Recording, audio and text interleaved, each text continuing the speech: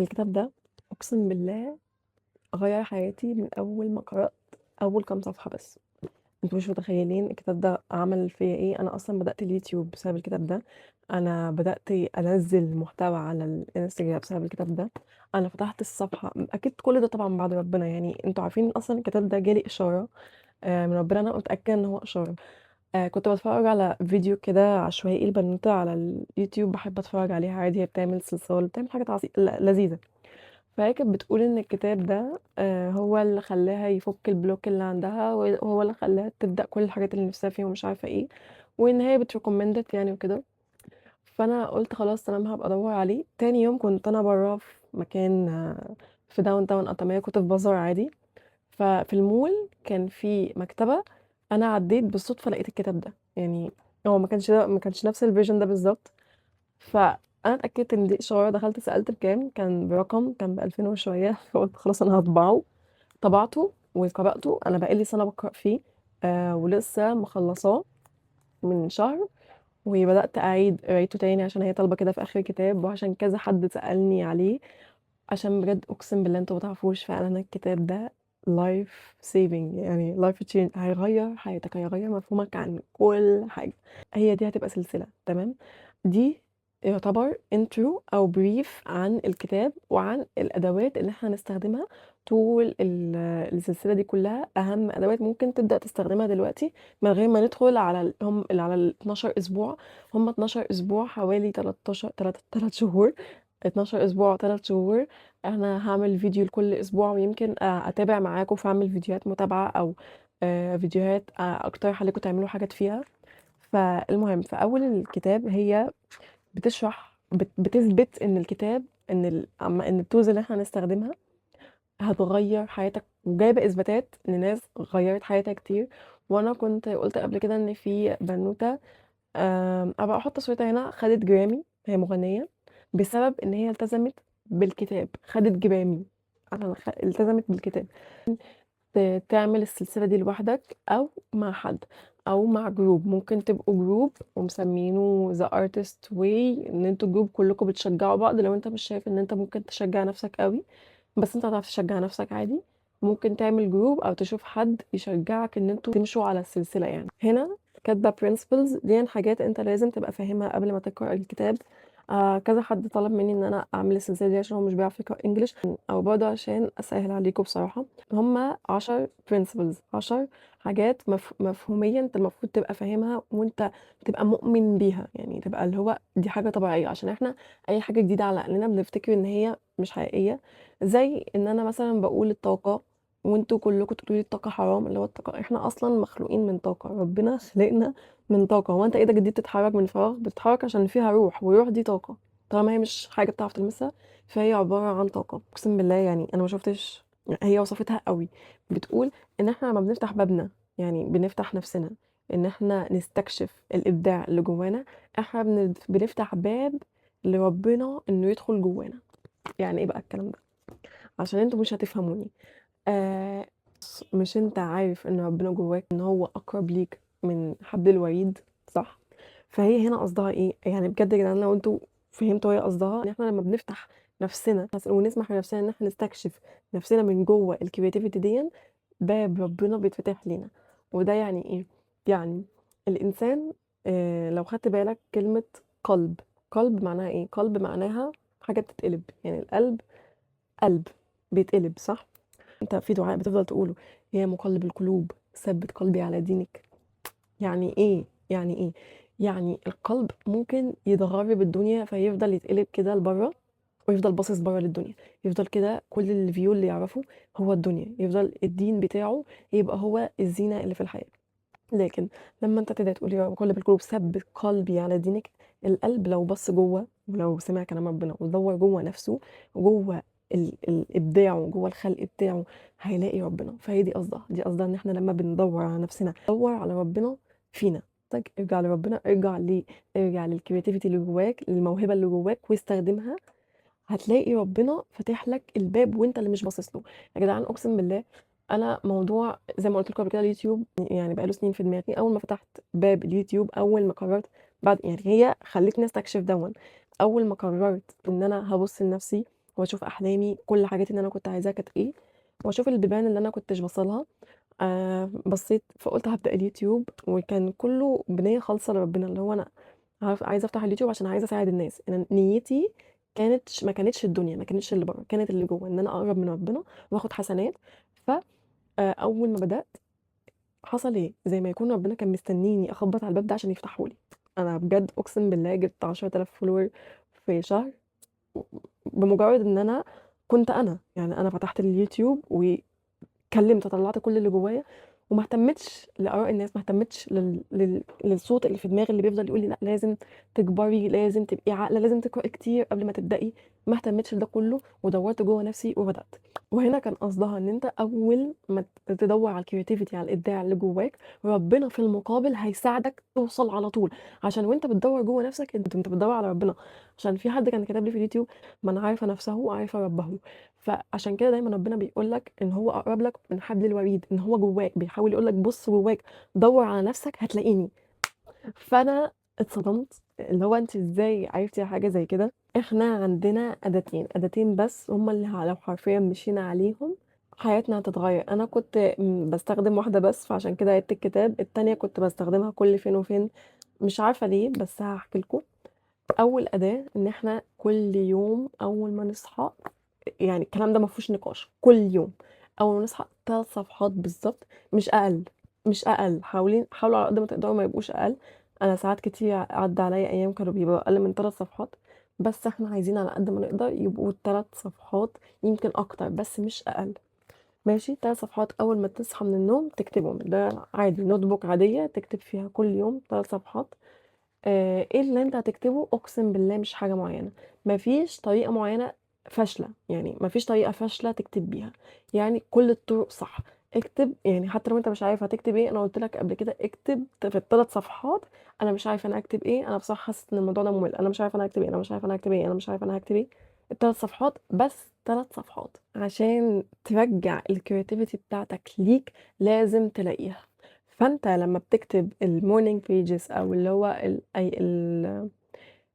الصفحات الصباحيه اللي هو تصطبح كده تكتبهم، دي هي اللي هتخليك تلاقي نفسك. اقسم بالله يا جدعان، انا اكتشفت، انا قلت عملت قبل كده فيديو عن حب النفس. كل فيديوهاتي بتتكلم عن الكتابه بسبب الكتاب ده. الكتابه، الكتابة الصبح، الكتابة في أي حاجة بجد خلتني أعرف نفسي، أفهم نفسي، أحبها. عشان حياتك عمرها ما هتبقى بتاعتك لو أنت مش عارفها، صح؟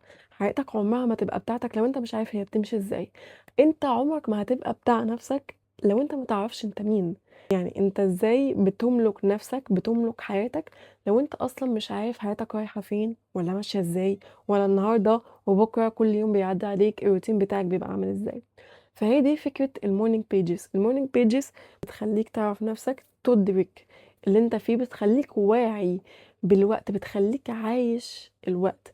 عشان بدل ما الحياة سريعة، يعني احنا عارفين ان الحياة سريعة جدا، هي زي ما تكون بتخليك تبطأ شوية، تخليك in the moment شوية، تخليك معانا، حاضر في الوقت معانا شوية.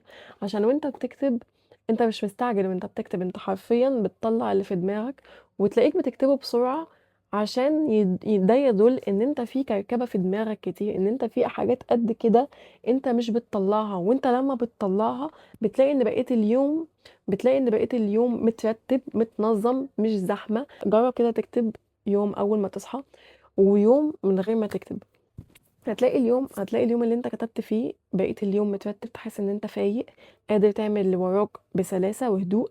لكن لو انت ما كتبتش وما طلعتش اللي في دماغك، ان كان مضايقك او مش مضايقك، ان كانت افكار واحلام مضايقك عن نفسك او عن حاجات في الحياة عامة مضايقك، حاجات بتشوفها مضايقاك، انت هتلاقي ان طول اليوم في اللي انت ما طلعتش فيه، ما فرغتش فيه، او هتلاقي نفسك بتحكي لحد الموضوع. بس الاحسن، عشان لو الحاجة اللي مضايقاك دي فيها شخص، انك تكتبها لنفسك، حاجة تبقى برايفت، حاجة كده خاصة بيك انت لوحدك. هتلاقي ان طول اليوم انت قاعد بتفكر في الحاجات دي ومعصباك وشاغل بالك ومش مركز في اللي انت بتعمله، عشان الحاجات اللي انت في دماغك ما طلعتهاش صح. فالكتابة بتطلع اللي في دماغك صح، بتطلعه بالراحة.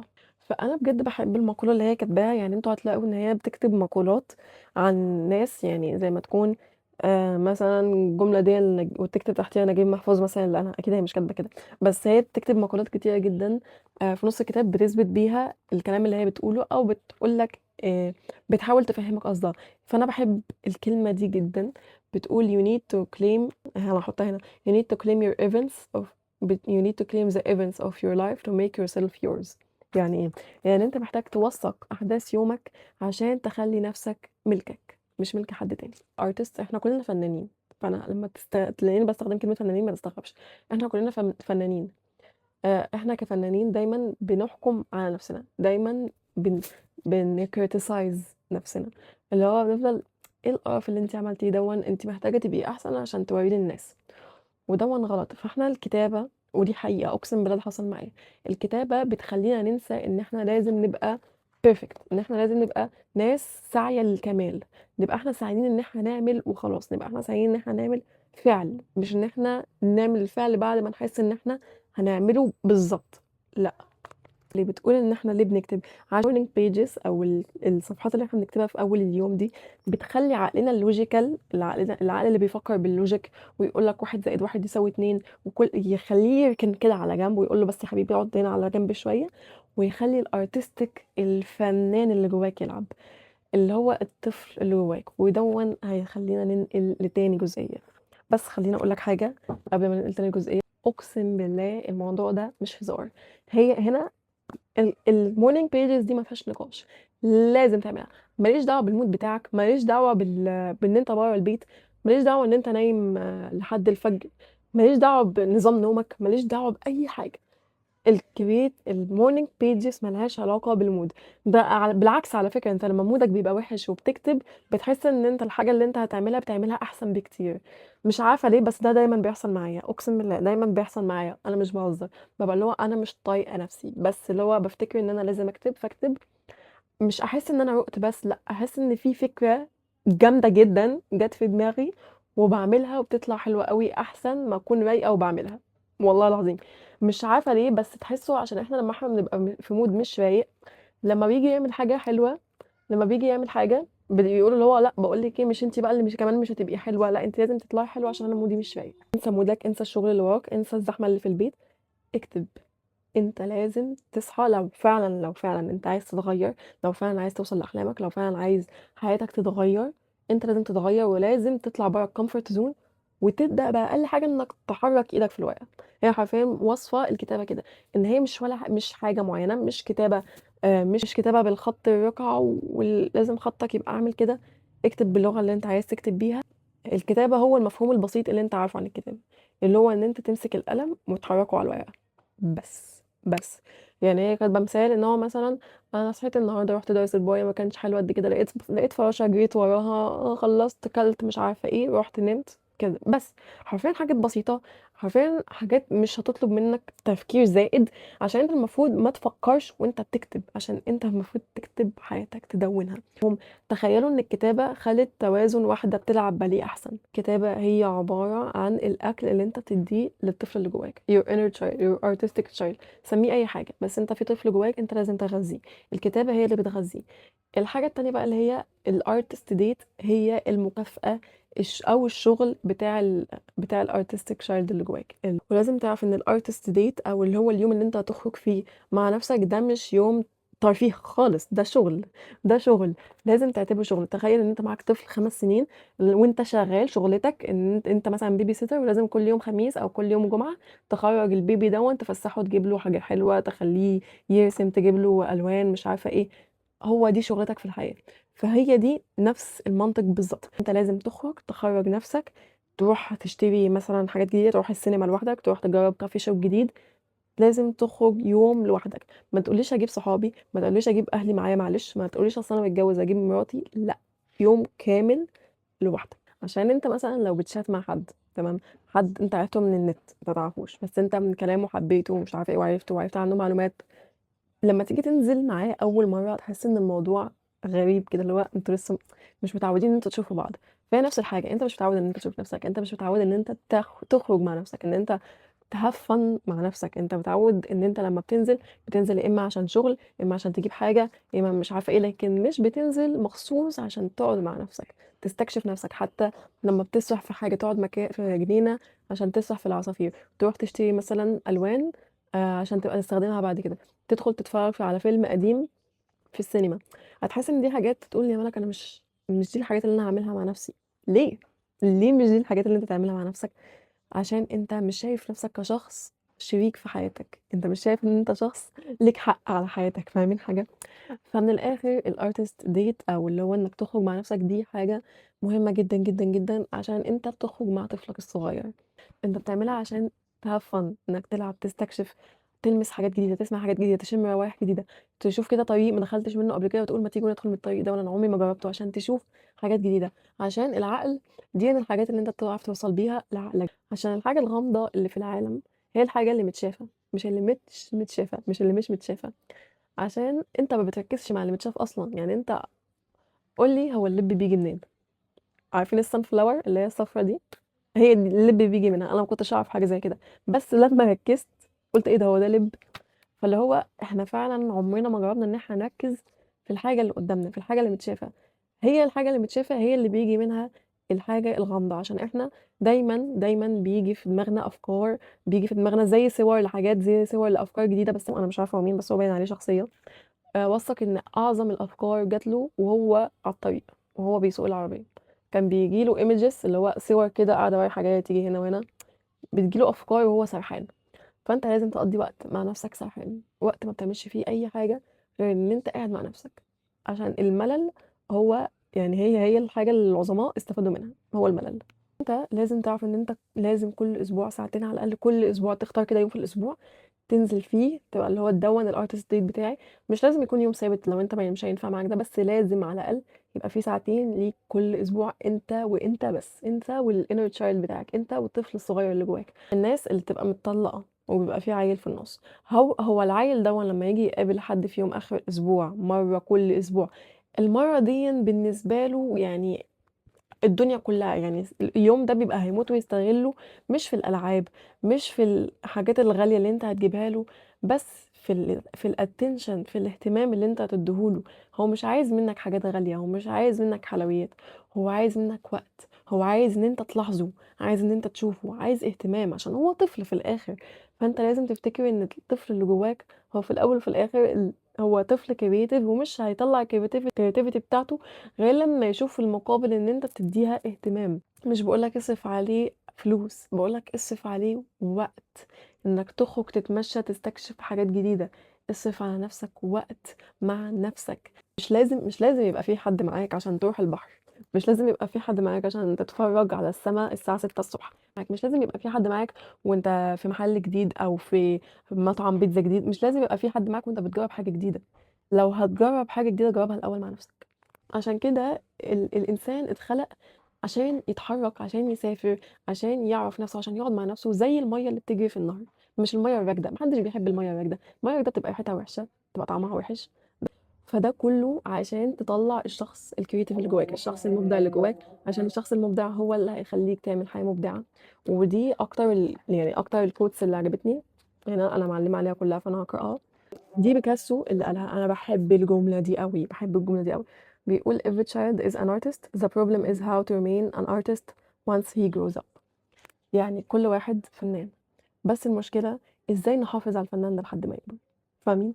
فانت هتلاقي فعلا دايما انت وانت صغير كنت فنان، لكن انت دلوقتي مش يعني حسيت انك دخلت في الحياه العمليه اكتر، مش عارف ترجع للفن ده، مع ان الفن ده هو اللي هيوصلك للحياه اللي انت عايزها. انا هي المشكله في انك تفضل فنان، انك تحافظ على الفنان ده. فالكلام اللي يعني فالارتست ديت انك تنزل مع نفسك ساعتين كل مره كل اسبوع، هو ده اللي هيحافظ على الفنان اللي جواك. احنا عايزين نرجع الطفل ده. عشان انت لو فضلت تحاول تبعد عن ان انت تقابل نفسك والشخص ده وان انت مش بتحب تشوفه، اكيد مش هتحب تديله معلومه مفيده، واكيد هو كمان مش هيحب يديلك معلومه عشان هو مش بيحب يشوفك اصلا. فانت لازم تقعد مع نفسك وقت عشان تشوف انت ممكن تستفيد ايه من نفسك. انت هتستفيد جدا جدا جدا من نفسك ومن الحاجه اللي جواك لو اديتها وقت ان هي تطلع، لو سمحت لها ان هي تفتح الباب وتخش وتكلمك. انت محتاج تتكلم مع نفسك كتير، اتكلم مع نفسك في المية، الموضوع ده بيفرق ساعات، بيفرق قوي كمان. اعملها وانت مؤمن ان هي هتغير حاجه فيك بس. دي أهم نقطة، وجرّب ترجع تلعب مع نَفْسك، إنّك ترقص مثلًا على أغنية كنت بتحبها، إنّك تعمل حركات عبيطة وفاكر نَفْسك بتعمل كونج فو، إن أنت إن أنت تحاول تكتب أغنية بس هي معفنة، بس تحاول تكتبها، تعمل أي حاجة، إنّك تكتب مقالة وتنزّلها كده، ومش فارق معاك إن كانت هي حلوة والّا وحشة، عشان أنت لازم تفكّر في الغموض الmystery not mastery، يعني إنّك تفكّر إنّك تعملها وهي حاجة غامضة، حاجة غريبة عليك، تعملها وخلاص، مش تعملها وتتقنها، ما تبقاش مركّز مع الإتقان على قد ما تبقى مركّز مع إن هي تبقى حاجة كده بتعملها مجرد بترفّه عن نَفْسك، أنت يا عم شخص فاضي وبتحب تعمل حاجات كتير أوي في حياتك، بتحب ترقص شوية، تحب تلعب شوية، تحب تنزّل لعبة غريبة وبعدين تمسحها، تحب تجيب مقالة ما لهاش أي 30 لازمة والrate بتاعها واخدة rate مثلًا 1 من 5 وتقرأها للآخر لمجرد إن أنت بتقرأها، تتفرّج على فيلم عارف إن هو ممل جدًا بس تتفرّج عليه عشان تعرف تستكشف حُب الاستكشاف أو التعوّد إن أنت تستكشف الحاجات اللي هي ممكن تطلع ساعات حلوة وممكن تطلع ساعات وحشة، وممكن تطلع ساعات تعجبك أنت بس، هيوصّلك لحاجات أقسم بالله أنت مش متخيلها. في contract في زي كده وصية زي كده عقد هتكتبه مع نَفْسك، وهاسيب لكم الوثيقة ديًّا توقّعوا عليها، هي بتقول مثلًا أنا واكتب اسمي متفهمة إن كذا، إن أنا لازم فيما معناه إن أنا هالتزم على الكتابة وعلى إن أنا أخرج مع نفسي ساعتين كل أسبوع، وأنا متأكدة إن أنا هاتغيّر وإن أنا باعتني بنفسي وإن أنا مستعدة أغيّر حياتي ومش عارفة إيه، حاجات كده يعني. وتكتب اسمك، توقيع بقى والتاريخ، كان ساعتها أنا كاتبة كام؟ 2/4/2024 يا لهوي! إحنا في 2006 2/4/2024 يا نهار أسود! الكتاب ده معايا بقى له سنتين وأنا باقرأه، أنا مش مصدقة نفسي 2024 إيه! وبعدين هندخل على أول أسبوع، هُم 12 أسبوع، ومستنياكم، استنوني في الحلقة الجاية، استنوني وإحنا بنخش في أسبوع، وبنلتزم على حاجة، وأنا هاصور لكم إن أنا خرجت، وهاصور لكم لو أنا جبت حاجة واعتبرتها إن النهارده الartist day بتاعي، الكتابة كده أنا باعملها كل يوم، يعني من غير ما أصورها أنا باعملها كل يوم، أنت لازم تعملها كل يوم، وبس كده أتمنى أكون شجعتك تغيّر حياتك، وبس كده، حاولوا تعملوا share للفيديو ده على قد ما تقدروا، أنا باحاول أوصل ل100,000 follower قبل 100,000 subscriber قبل آخر السنة، ساعدوني please. بس كده باي باي.